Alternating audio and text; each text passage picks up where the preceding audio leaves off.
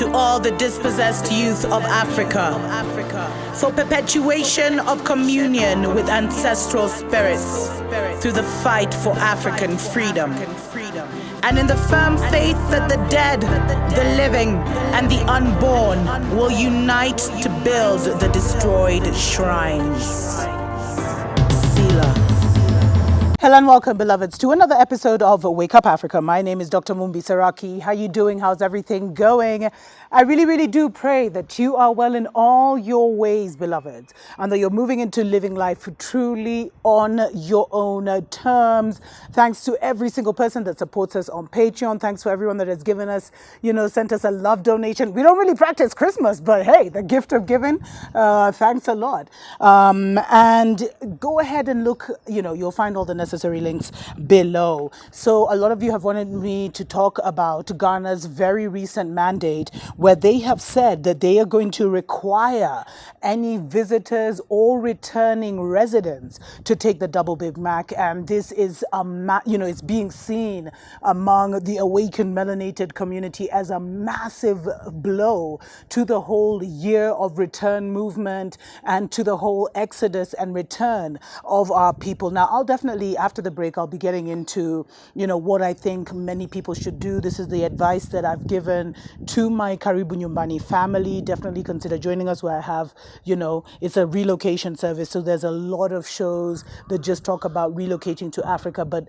I am really staying abreast of all this madness that's going on. So Ghana announced that all adult visitors must provide proof of vaccination to enter the country. And they said that Ghanaian citizens and residents abroad literally had 2 weeks to cross the border unvaccinated after the order went out, and it became effective on December 12th. I'm not sure exactly when you'll see this broadcast, but that's a game changer. We can see that, the new world order is now starting to show itself. The global mandates are here in Africa. And it's like Africa, we always want to outdo, the people who have this greatest problem, because I really don't think, I don't know, correct me, but has any European nation made it a mandate that you have to have taken the, to get in? I'd absolutely love to hear what you guys have to say.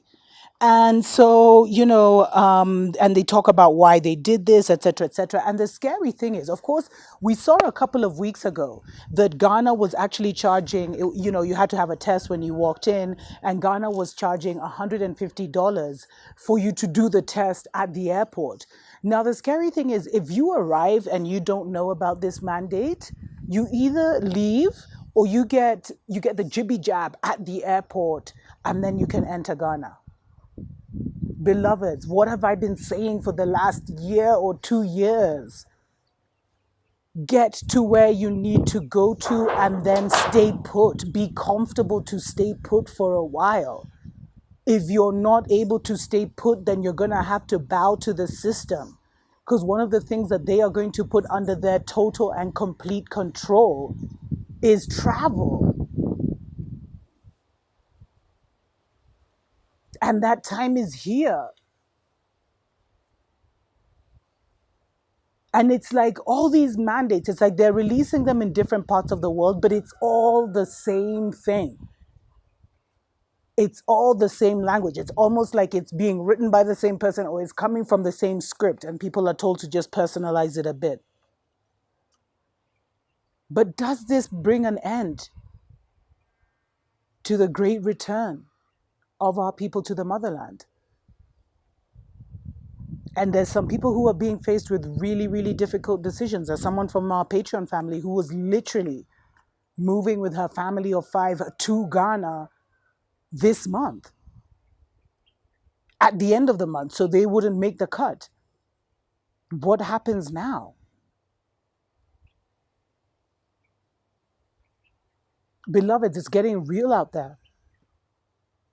And I really believe that wherever you are, some had said we had until March. Maybe we have until March for the last few people to be able to travel where they need to. And then people need to stay put as this battle is being fought out spiritually, because these mandates are going to change. But by the time they do, many will have already, you know.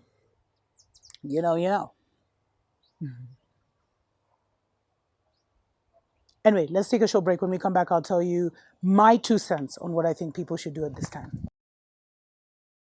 Wake up, wake up, wake up, wake up, wake up, wake up, wake up. Wake up, Africa. Welcome back, beloveds, to Wake Up Africa. My name is Dr. Mumbi Saraki. The global mandates are hitting Africa. Many of our diaspora families shocked that Ghana is now a country where, literally now, I mean, by the time you're seeing this broadcast, you cannot enter Ghana without bowing to the New World Order. And a lot of people feel like this has really dampened their plans of relocating, or it has slowed down, the whole great return. And the fact that Ghana was the face of the great return and still is the year of return, it's really, really, is it a coincidence that they're the first ones to release this mandate? Because this is immediately going to shift the kind of people that are returning. Immediately. And so for me, what I would advise, and this is just my 2 cents, so please, you always have to use your own discernment, your own spiritual analysis when you're making decisions. But for me right now, I would feel like if I have not already left where I am, then I would be looking closer to home to ride out the storm that's coming. I'd put my plans on hold and kind of look at securing. And I mean, I know there's financial implications to all of this, et cetera, but I would almost put my plans on hold and sit and wait. And I think for many of us, that's what we have to be. Patience is the key right now. It's going to be a waiting game, beloveds, because there's a lot that's happening in the courts. There's a lot that's being challenged by different human rights organizations where people are saying at least people should have a right to decide whichever way they decide. And so I would definitely play the waiting game right now. But the first thing I would definitely still do is leave the city. If you've already bought your tickets and you can postpone, those tickets are going to double and triple when sugar really starts to hit the fan next year. And Memni will be stuck because they won't even be able to afford it, even if they're willing to take the double Big Mac. And maybe that won't even be a requirement, but maybe by the time it's not a requirement, the dollar would have crashed and sugar will be, things will be too expensive. People won't be able to make those big moves yet. And there are other ways. I mean, this is Africa. Whenever we see an ugly thing happening in our country, you can always, if I see something terrible happening in Kenya, I could always go to Tanzania, hop in a car or hop on a bus and drive across and kind of, escape the snare of the devil. If you get me, you get me. If you don't, oh well. Because this is Africa, man. Corruption still rules, and corruption rules everywhere. Hey, let me not get into corruption. Please check out my video on spiritual corruption, because I think we focus so much on the physical, but we have to remember that it's, starts on the spiritual. So I'd love to hear from you in the comments. Do you think this is the beginning of the end for the whole year of return for Ghana? Should Ghana still be the face of the year of return? And will this change some of your plans, family? What decisions are you making now for those who had actually decided to return?